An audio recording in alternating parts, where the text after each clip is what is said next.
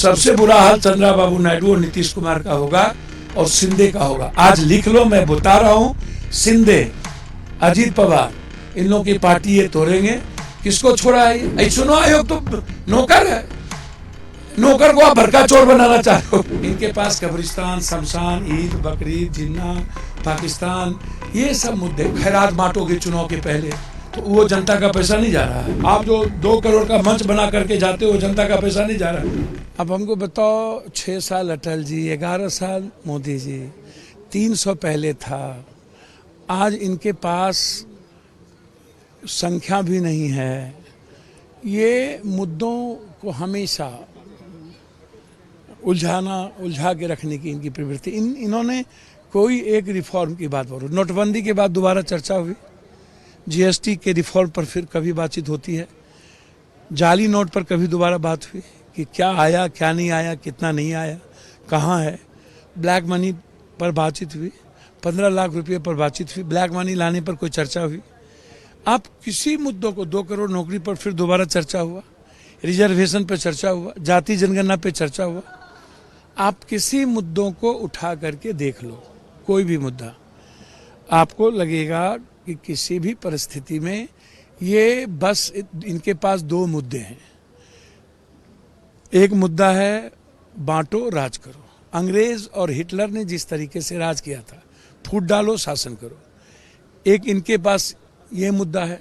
दूसरा मुद्दा इनके पास है कि हर महत्वपूर्ण देश के इशू, चाहे वन नेशन वन एजुकेशन हो, हेल्थ हो, इकोनॉमी हो, आर्थिक आज़ादी की बात हो, या फार्मर्स की बात हो, या क्वेश्चन लीक का मामला हो, बच्चों से जुड़ा मामला हो, भविष्य से जुड़ा मामला हो, खाद ब्लैक मार्केटिंग है उससे जुड़ा मामला हो, इन सबको दरकिनार करो। इनके पास कब्रिस्तान, शमशान, ईद, बकरीद, जिन्ना, पाकिस्तान, ये सब मुद्दे इनके पास। आप हमको सीधा ही बोलते हैं कि बाबा साहब अम्बेडकर को मैं मानता हूँ। 2 दिन पहले इन्होंने क्या कहा, बोला कि मैं परिवारवाद खत्म कर दूंगा और भ्रष्टाचार खत्म कर दूंगा, और दूसरे दिन ओथ में पंकजया मुंडा और उसके दोनों भाई को ओथ दिला दी और नारायण राणे के बेटा को ओथ दिला दिया। सर, इनकी कोई बात आज तक सही निकली? एक दिन पहले सदन में कहता परिवारवाद खत्म, हाँ, एक दिन बाद पंकजया मुंडा, दोनों भाई, नारायण राणे का बेटा और 80% भ्रष्टाचारी मंत्री बन गया। सर, कोई मुद्दे जिस पर ये गंभीर हो, हर चीज़ों को ये नेशन में के लोगों को दिग्भ्रमित करते हैं, आंख में धूल झोंकते हैं और मुद्दों से भटकाते हैं। मनी की बात करते हैं। सर, 200-400 करोड़ रुपये में एक इलेक्शन होता है साउथ में, ठीक?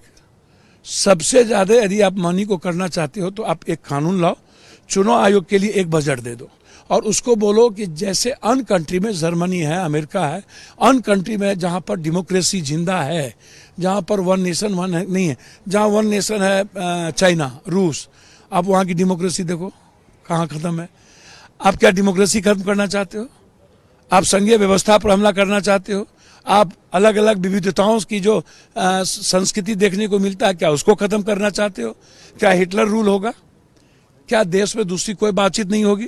तो आप इनसे पूछो, यदि इकोनॉमी को कम खर्च करना चाहते हो तो आप प्रचार का भार दे दो चुनाव आयोग को, और चुनाव आयोग को बोलो 15 दिनों के अंदर रिजल्ट चाहिए।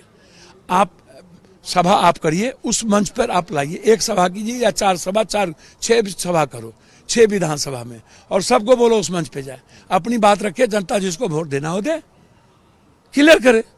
तो आप ये कानून लाओगे नहीं। आप खैरात बांटोगे चुनाव के पहले तो वो जनता का पैसा नहीं जा रहा है। 84 करोड़ लोगों को जो आप अरबा चावल दे रहे हो, जनता का पैसा नहीं दे रहा है। आप जो वाईफाई फ्री, सब फ्री, जनता का पैसा नहीं जा रहा है। आप जो बड़ा बड़ा मार्केटिंग करते हो अरबों खरबों का, वो जनता का पैसा नहीं जा रहा है। आप जो 2 करोड़ का मंच बना करके जाते हो, जनता का पैसा नहीं जा रहा है। आप रोको उसको।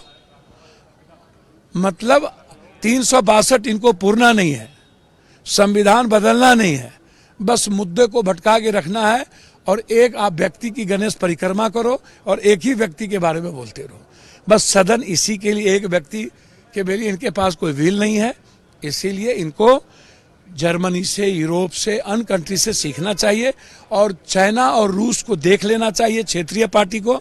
और क्षेत्रीय पार्टी को एक बात कह देना चाहते हैं, सबसे बुरा हाल चंद्रबाबू नायडू और नीतीश कुमार का होगा और शिंदे का होगा। आज लिख लो, मैं बता रहा हूं, शिंदे, अजीत पवार, इन लोगों की पार्टी ये तोड़ेंगे। किसको छोड़ा है ये? या कोई बड़ी पार्टी, बड़ी मछली किसको छोड़ता है? आप उठाकर सर 17 में इलेक्शन कमीशन ने और लॉ कमीशन ने कह दिया था कि ये सही नहीं है, इन्हीं के रहते हुए। ठीक है, आप 71 की बात करो, 71 में क्या केरल के ऑर्डर को देख लो, क्या कहा था सुप्रीम कोर्ट ने, उस वर्डिक्ट को आप याद करो। तो भैया आप इस तरीके की बात करते जा रहे हो। आपको राष्ट्रपति प्रणाली, आप तो चुनाव आयोग, राष्ट्रपति, तो चुनाव आयोग को आप कर दो, चुनाव से बोल दो कि चुनाव आयोग भारत के चुनाव से होगा और राष्ट्रपति भी चुनाव से होगा। राष्ट्रपति का क्या मतलब? राष्ट्रपति का मतलब है कैबिनेट डिसीजन को इंपावर करना, बस। चुनाव आयोग तो नौकर है, नौकर को आप बड़का चोर बनाना चाह रहे हो।